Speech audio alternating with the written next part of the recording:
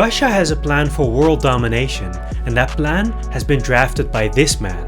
Aleksandr Dugin is a fascist mystic gripped with Satanism and the occult, whose ideas resonate deeply within Russian political elites. Dugin's most influential book, Foundations of Geopolitics, used as a textbook in the Academy of General Staff of the Russian military, has garnered widespread admiration and support from policymakers in Moscow who wish to restore Russia's global position as a superpower. Foundations of Geopolitics is an ultranationalist anti-American roadmap for Russian leaders. In this video, we're going to analyze Foundations of Geopolitics in order to better understand Russia's ambitions and how it has succeeded in sowing divisions and discontent among Western countries in order to fracture the transatlantic alliance between the EU and America and America's reign as the global hegemon, and create the conditions necessary for the birth of a Eurasian federation. After watching this video, you'll understand that Russia has been fighting an asymmetric war with the West for decades already, and you'll get a glimpse into a future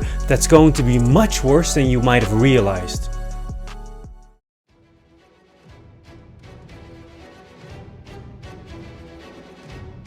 С праздником вас! С Днем Великой Победы! Ура!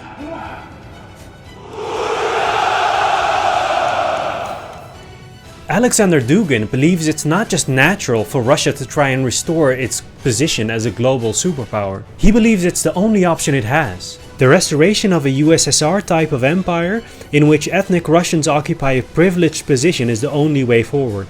Dugin believes that if Russia ever tries to stop expanding and transform into a modern liberal democracy, Russian civilization as we know it today will cease to exist. It would simply disappear as a nation. And so it needs to keep expanding until it swallows up every inch of the Eurasian landmass from Dublin to Vladivostok, while holding on to its authoritarian system. The only problem with that is America is already too influential in Europe. Since World War II, America has built a European community that is economically, culturally and strategically so dependent on it that it couldn't even imagine abandoning the US. According to Dugin, America, or the Atlanticist anaconda as he calls it, is actively trying to suppress Russian ambitions in order to reduce its role to that of a second-rate superpower. He argues that the United States is the only country that can stand in between Russia and its ambitions, so it must be dealt with. Russia will need to deploy every trick in the book in order to weaken America short of starting an all-out war. It must rally all of humanity against the United States and convince as many countries as possible to view it as a common enemy and reject everything America stands for in order to isolate it into retreat. In the following 4 chapters, we're going to look at Dugin's plan to subvert the 4 most influential regions in the world.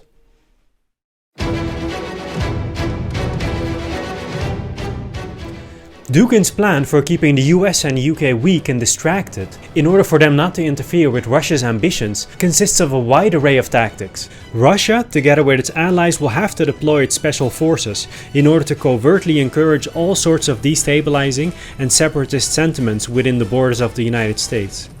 It would need to use all means possible to amplify existing divisions, incite separatism, and amplify political polarization. According to Dugin, Russia must inflame all kinds of ethnic, social, and racial conflicts, supporting opposite sides and amplifying their voices as much as possible. It will need to support every single extremist and racist group on both sides of the political spectrum.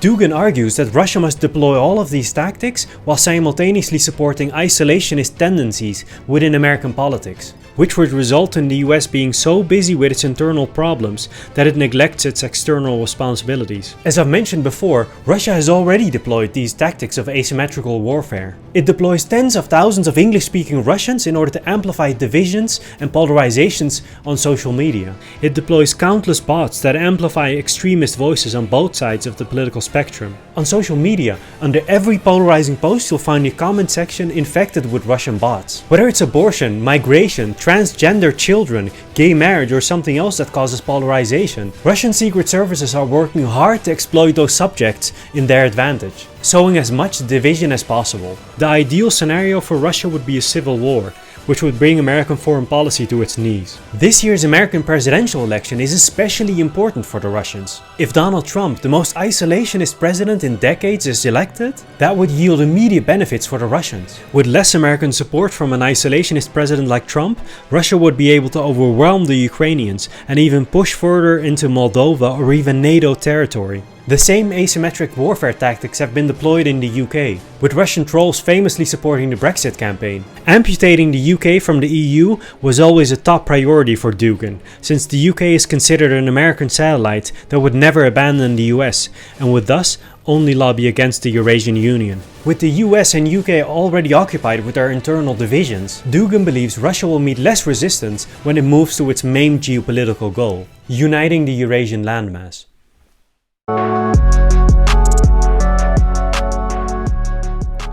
Building a strong Eurasian Union can't just be achieved with asymmetric warfare. Dugin proposes a carrot and stick approach. His plan for world domination includes a grand alliance with Berlin. The Moscow-Berlin axis, as he calls it.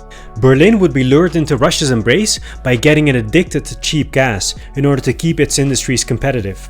Russia would subsequently offer it Kaliningrad, formerly known as Koningsberg, back when it was still a German city.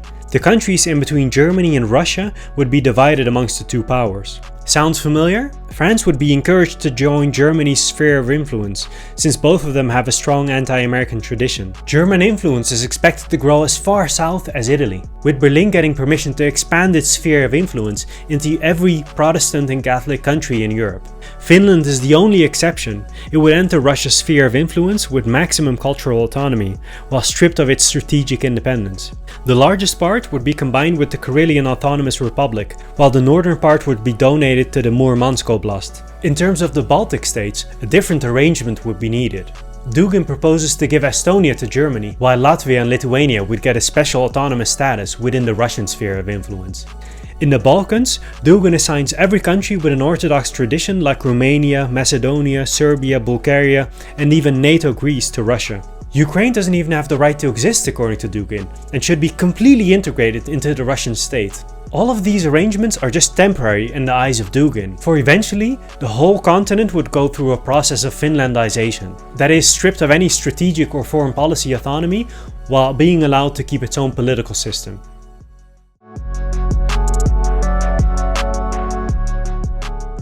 The most ambitious part of Dugin's plan is the Moscow-Tokyo axis. According to Dugin, Japan is expected to easily fall into Moscow's hands, since it still remembers the tragedies of Hiroshima and Nagasaki and the embarrassing subjugation of the Japanese people after World War II. Japan would be offered a grand bargain like Germany, with the Kuril Islands being transferred back to them. It would be encouraged to realize the expansionary ambitions it had in the 30s and realize its own Asian empire. India, together with the Vietnamese, Japanese and Koreans, would be invited to dismember China and divide it up amongst themselves. Dugin is highly suspicious of Communist China and he views it as a potential competitor that might at some point decide to expand northwards into Russian territory, and thus he'd rather see it castrated and divided amongst its allies. He's quoted as saying, "Russia must seek at all costs to promote the territorial disintegration, splintering, and the political and administrative partition of the People's Republic of China." Finally, Mongolia and Kazakhstan and other parts of Central Asia would be absorbed into the Russian Union.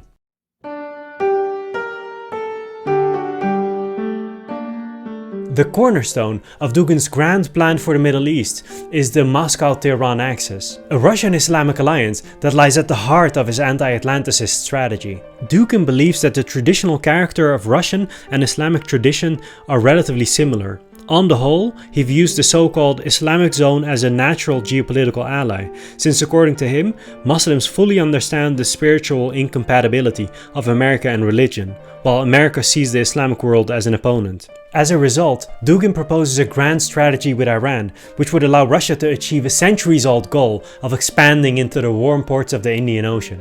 An alliance with Tehran would allow it to counter Turkey, which he believes could threaten Russia's grip on its southern flank. Turkey thus must be either dismembered like China or kept busy with internal shocks like the United States. The territory between Russia and Iran would be divided amongst the two, with Azerbaijan going to Iran considering the historic ties. Armenia for some reason would be allowed its own sphere of influence, with it receiving parts of Georgia that Russia doesn't gobble up and maybe even parts of Turkey. The alliance with Tehran is already active, with both Russia and Iran supporting the same sides in conflicts from Syria to Afghanistan. Iran is now supporting Russia's invasion of Ukraine, providing it with missiles and drones when it needs them the most. And so, that's how Dugin proposes Putin should take over the world. Most elements of this strategy might sound familiar, like the Russo-Iranian alliance, or the misinformation campaign in the US, or German dependence on Russian gas. Other parts sound simply ridiculous, like the plan to carve up China and divide it up amongst its allies. But keep in mind, Foundations of Geopolitics has been written in 1997, long before China became a superpower. But Dugin is still highly influential, with him lobbying for his plans within the Kremlin. In 2022, the Ukrainians tried to assassinate him as revenge for the Russian invasion of Ukraine, with a car bomb being detonated in Moscow. The bomb ended up being placed in the wrong car, killing Dugin's daughter. So that's it for this week, guys. Let me know if there's any interesting subjects I can cover in the upcoming videos. Like the video if you enjoyed the content, and subscribe if you want to see more. I'll be uploading videos like this every week. See you in the next one.